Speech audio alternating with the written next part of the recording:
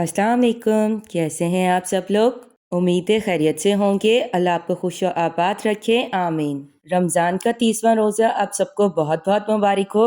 आज रमज़ान का आखिरी रोज़ा है। शुक्र अल्हम्दुलिल्लाह इस बार 30 रोज़े हैं और हमें एक रोज़ा और मिल गया है। कल ईद है, इसकी खुशी भी है, लेकिन रमज़ान के जाने का गम भी है। ईद पर मीठा तो हर घर में बनता है, इसीलिए आज मैं आपके लिए लेकर आई हूँ मज़ेदार से खीर की रेसिपी ईद के लिए। खीर बनाने के लिए हमें जिन चीज़ों की ज़रूरत होगी उसमें हमने दूध लिया है 25 लीटर। हमने यहाँ पकी बनास्पति राइस लिए हैं 1.25 कप। गार्निशिंग के लिए हम यहाँ बर्फ़ी का इस्तेमाल करेंगे। कश हुआ हुआ हमने खोपरा लेना है। खोपरा मैंने कद्दूकस से कश कर लिया था। इसमें हम चीनी का इस्तेमाल करेंगे। चीनी हम अपने टेस्ट के अकॉर्डिंग डालेंगे। टेस्ट डेवलप करने के लिए और खुशबू के लिए हम इलायची पाउडर इस्तेमाल करेंगे और गार्निशिंग के लिए हम बादाम का इस्तेमाल करेंगे। अब हमने जग की मदद से भगोने में से दूध लेना है और छोटे भगोने में थोड़ा डाल देना है। मैं जो दूध को ट्रांसफ़र करने के लिए जग इस्तेमाल कर रही हूँ, इसके अंदर 2.5 किलो दूध आ जाता है और हमने तकरीबन 5 जग जो है वो छोटे भगोने में निकाल लेने हैं। हम फुल जग भरकर दूध नहीं ले रहे। एक टाइम में तकरीबन 2 किलो जग के अंदर दूध आ रहा है और हम 5 जग छोटे भगोने में डाल रहे हैं, यानी 10 किलो दूध हम छोटे भगोने में ट्रांसफ़र कर रहे हैं। खीर बनाने के लिए जो हम दूध इस्तेमाल कर रहे हैं वो फुल फैट वाला होना चाहिए, क्योंकि फुल फैट वाले दूध की खीर बहुत अच्छी बनती है। ये दूध जो है वो हमारे ज़मीनों पर से आया है और ये बिल्कुल खालिस दूध है। जो दूध हम अपने डेली यूज़ के लिए लेते हैं वो और इसमें बहुत ज़्यादा डिफरेंस है। ये बहुत ज़्यादा गाढ़ा दूध है, देखने से ही बहुत ज़्यादा डिफरेंस फील हो रहा है। जब मैंने दूध को गर्म किया तो एक बॉयल भी पूरा नहीं आया था और इसमें बहुत मोटी मलाई आना शुरू हो गई थी। जबकि हम घर पर डेली यूज़ के लिए जो दूध लेते हैं उसमें हम 3 से 4 बॉयल दिलवाकर उसे लो फ्लेम पर रख देते हैं ताकि उसके अंदर मलाई आ जाए। जैसे ही दूध अच्छे से गर्म हो जाएगा और इसमें 1 से 2 बॉयल आ जाएंगे तो हम इसमें भीगे हुए चावल डाल देंगे। मैंने 1.25 किलो पकी बनास्पति चावल लिए थे और इन्हें साफ़ कर मैंने 1 घंटे के लिए भिगो दिया था। राइस को बनाने से पहले उसे साफ़ करना ज़रूरी है ताकि उसके अंदर जो भी कंकर हो वो निकल जाए। और अगर आप उसे साफ़ नहीं करेंगे और आप राइस को ऐसे ही बना लेंगी या किसी चीज़ में डाल लेंगी तो राइस के अंदर अगर कोई कंकर होगा या मिट्टी होगी तो वो आपके मुंह में आएगी जब आप वो चीज़ खाएंगे, और इस तरह जो चीज़ आप खा रहे हैं उसका टेस्ट भी ख़राब हो जाएगा और आपको खाने को भी दिल नहीं करेगा। अब चावल को हमने इसी दूध के अंदर गला लेना है। जब हम दूध के अंदर राइस को बॉईल कर रहे हैं तो राइस जो है वो फूल जाएंगे और गल जाएंगे और दूध ड्राई हो जाएगा। अगर आपने घर में शकराना बनाना है तो वो भी इसी तरीके से बनता है जितना कि अब तक हमने प्रोसेस कर लिया है। जैसे ही राइस गल जाते हैं तो हमारा शकराना तैयार हो जाता है। शकराना बनाते वक्त हम दूध के अंदर चीनी नहीं डालते, बल्कि उसके लिए हम अलग से चीनी पिसी हुई रखते हैं और साथ अलग से गर्म देसी घी रखते हैं। पिसी हुई चीनी डालने से और देसी घी डालने से शकराने का टेस्ट बहुत कमाल बनता है। ये तो कंफर्म है कि सुबह ईद होनी है। 29वें रोज़े को डाउट वाली बात होती है कि 29 रोज़े होंगे या 30 रोज़े होंगे। रात तक इंतज़ार होता है कि सुबह ईद है या रोज़ा है, और हमारे पाकिस्तान में तो बहुत लेट बताया जाता है कि सुबह ईद है या नहीं। रात 9 या 10 बजे तक फाइनल पता चलता है कि चांद नज़र आया है या नहीं, सुबह ईद है या नहीं। ये शुक्र है कि इस बार 30 रोज़े हैं और हमें एक जुम्मा और मिल गया है। आज का जुम्मा अलविदा का जुम्मा है। अल्लाह ताला इस जुम्मे के सदक़े हमारे तमाम गुनाह कबीरा और सगीरा माफ़ फरमाए। अल्लाह जी इस रमज़ान मुबारक के सदक़े हमारी तमाम जायज़ ख्वाहिशात पूरी फरमाएँ और अगला पूरा साल हमारे लिए खैर और बरकत वाला हो। देखें चावल गल गए हैं। दूध के अंदर चावल को हमने अच्छे से पका लिया है और जैसे कि आप स्क्रीन पर देख रहे हैं कि पक पक कर दूध का कलर भी सुनहरी हो गया है। इस पॉइंट पर हमारे खीर बनाने का 50% जो वर्क है वो डन हो गया है। जिस वक्त हम चावल को दूध के अंदर पका रहे थे तो हमने चम्मच को मुसलसल चलाना है ताकि ये नीचे ना लगे। अब हम घोटने की मदद से इसे घोट लेंगे ताकि जो चावल है वो टूट जाए। आप चाहे तो इसे ठंडा कर इसे ग्राइंड भी कर सकते हैं।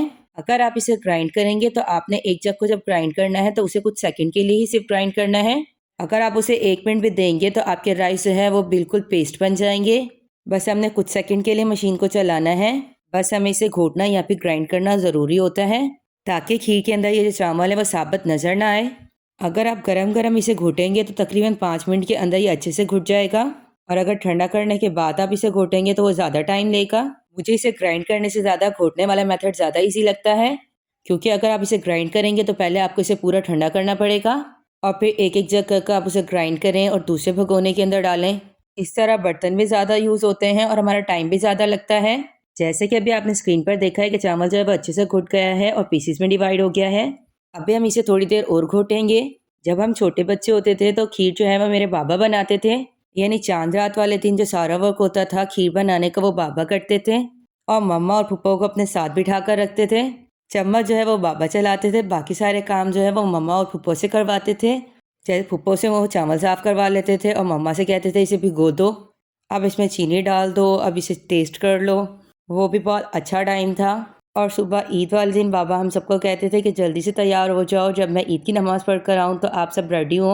यानी चांद रात वाले दिन तीनों मिलकर खीर बनाते थे, फूफो, मम्मा और बाबा। और ईद वाले दिन सुबह जल्दी बाबा और भाई तैयार होकर नमाज़ पढ़ने चले जाते थे ईद का। मैं और मेरी छोटी बहन मिलकर बेडशीट वगैरह सेट कर लेते थे और डस्टिंग कर लेते थे। और मम्मा और फूफो जल्दी जल्दी घर की सफाई कर लेते थे, क्योंकि ईद वाले दिन तो काम वाली बाजी को हम ऑफ दे देते थे ताकि वो भी अपनी फैमिली के साथ अच्छे से ईद मना सकें। इसे हमने अच्छे से घोट लिया है और जो बड़े भगोने वाला दूध था उसे हमने हाई फ्लेम पर गर्म होने के लिए रखा हुआ था ताकि दूध जो है वो अच्छे से पक जाए और बॉयल हो जाए। इस गर्म दूध के अंदर हम बॉयल हुए हुए घुटे हुए चावल डाल देंगे और फिर चम्मच की मदद से हम इसे मुसलसल चलाते रहेंगे जब तक दूध खुश्क होकर सुनहरी ना हो जाए और हमारी खीर जब तक ठीक ना हो जाए। बाबा और भाई के आने से पहले हम घर की सफाइयाँ कर लेते थे और ईद वाली ड्रेस पहनकर रेडी हो जाते थे। बाबा, भाई, फुप्पो, दादी सब मिलकर हमें ईदी देते थे। दादी उस वक्त जो है हमें बहुत कम ईदी देती थी, ऐसे 200 रुपये हमें ईदी देती थी हर बच्चे को। लेकिन वो दादी अम्मा के हाथ की दी हुई ईदी बहुत याद आती है। हम सारे बहन भाई जो है ईद सेलिब्रेट करने के लिए बाहर चले जाते थे, झूले लेने, चावल छोले खाने, दही भल्ले खाने, समोसे खाने, आइसक्रीम खाते थे और वापसी पे हम मीठा पान भी खाते थे। 10-11 बजे तक हम बाज़ार से घूमकर घर आ जाते थे वापस। बाज़ार काफ़ी अच्छा सा सजा हुआ होता था ईद की वजह से। पहले जो है ईद की रौनकें ही अलग होती थी। अब जैसे जैसे बड़े हम मैच्योर हो गए हैं, ईद की एक्साइटमेंट भी कम हो गई है। अब हम खीर के अंदर अच्छा सा टेस्ट डेवलप करने के लिए और खुशबू के लिए इलायची पाउडर डाल रहे हैं। चावल जो है अच्छे से घुल मिल गए हैं और दूध का कलर भी सुनहरी हो गया है और दूध ड्राई हो गया है। खीर बनाने के लिए हमें चम्मच मुसलसल चलाना होता है, वरना खीर नीचे लग जाती है। और अगर खीर थोड़ी सी भी नीचे लग जाती है तो पूरी खीर में जले की स्मेल हो जाती है और इस तरह खीर बनाने के लिए जो आपने पूरी मेहनत की भी होती है वो वेस्ट हो जाती है। इसीलिए जब भी आप खीर बना रहे हो तो आप चम्मच को मुसलसल चलाएं। इलायची पाउडर डालने के बाद हम खीर को अच्छे से चलाएंगे ताकि इलायची पाउडर जो है खीर के अंदर अच्छे से मिक्स हो जाए। और जब हम बाजार से घूम फिर कर घर वापस आ जाते थे तो बाबा जो है मम्मा, फूफो और हम सब बच्चों को भेज देते थे।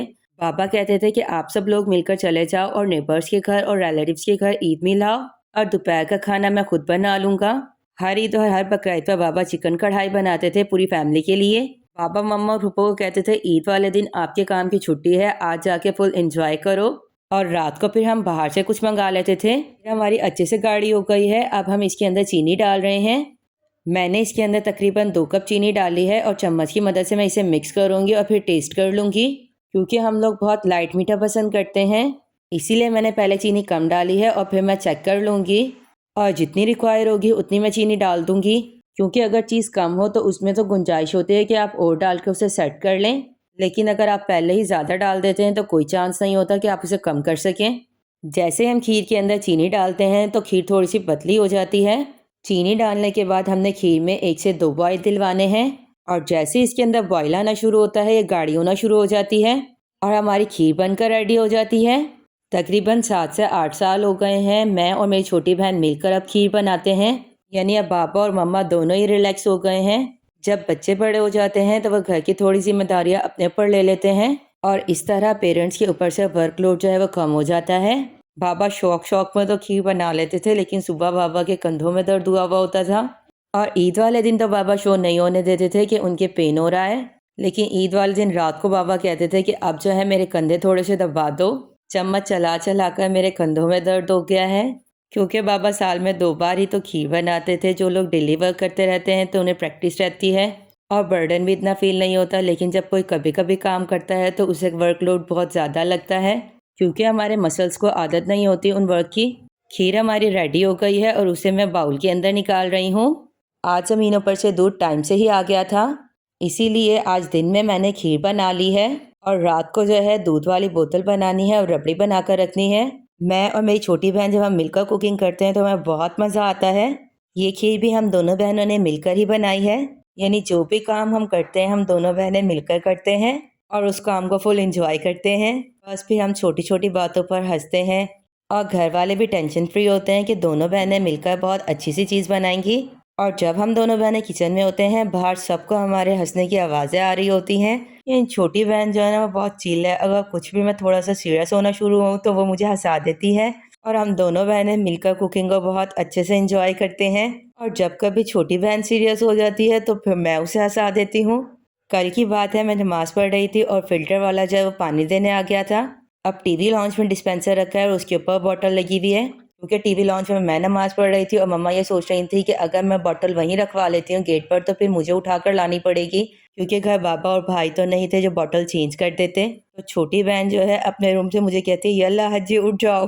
क्योंकि लास्ट टाइम जब हम उम्रे पे गए थे तो जहाँ भी हम नफिल पढ़ते थे तवाफ़ करने के बाद, तो फ़ौरन ही यही आवाज़ आती थी, यल्ला हज्जी रास्ता।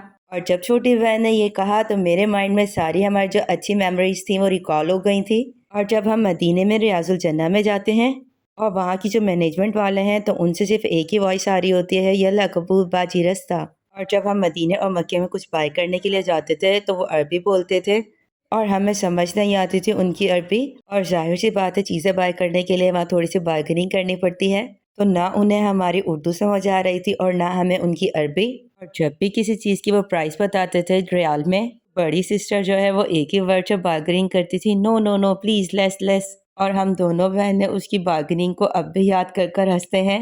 ना उन्हें आपी की बात समझ आ रही थी, ना आपी को उनकी बात समझ आ रही थी। ये शुक्र है कि हमने 6th-7th में जो है अरबी में गिनती पढ़ ली थी। और जब वो अरबी में कहते थे कि खमसे रियाल तो हमें समझ आ जाता था कि वो कितने रियाल कह रहे हैं।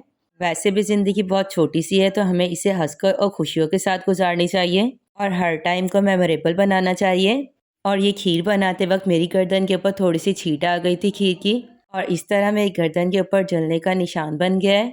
और जब मैं अपनी छोटी सिस्टर को दिखा रही थी तो वो कहती, कुछ नहीं होता रहता है जब कुकिंग करते हैं। तो कहती हैं नेक्स्ट ईयर ये याद रहेगा कि जब हम पिछले साल कुकिंग कर रहे थे तो आपकी गर्दन पे निशान बन गया था। इस दफ़ा खीर बनाते वक्त मैं मम्मा को छेड़ रही थी कि नेक्स्ट ईयर तो आपकी बहू खीर बनाएगी। तो छोटी बहन जो है वह मम्मा को कहने लगी, क्यों मम्मा, आप इन्हीं को बुलाना, ये आकर खीर बनाएंगी। मामा ने फौरन कहा, क्यों, ये अपने ससुराल में खीर बनाएगी या हमारी खीर आकर बनाएगी। तो छोटी बहन ने कहा, नहीं नहीं मम्मा, इन्हीं को बुलाना, यही आकर सफाइयाँ कराएंगी और खीर बनवाएंगी। हमने बादाम, बर्फी और खोपरे से खीर की गार्निशिंग की है। हमारी मज़ेदार सी खीर रेडी हो गई है, लेकिन पहले हम इसे ठंडा करेंगे और फिर खाएंगे। इसी ईद पर आप भी इस मज़ेदार सी खीर की रेसिपी को ज़रूर ट्राई कीजिएगा। अगर आपने अब तक मेरा चैनल सब्सक्राइब नहीं किया तो प्लीज़ ज़रूर सब्सक्राइब कर लें। मिलते हैं नेक्स्ट वीडियो में। अल्लाह हाफिज़।